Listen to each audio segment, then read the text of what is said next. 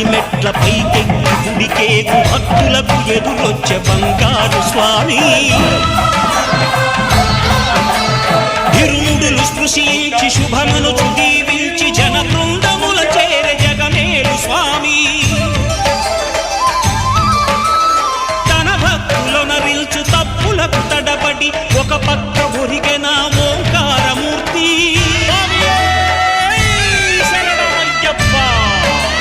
స్వాములందరూ తనకు సాయము కాగా ధీమంతుడై లేచే ఆ కన్య స్వామి పట్టబంధము వీడి భక్తతతికై పరుగు పరుగున వచ్చే భూమిపైకి నరుడై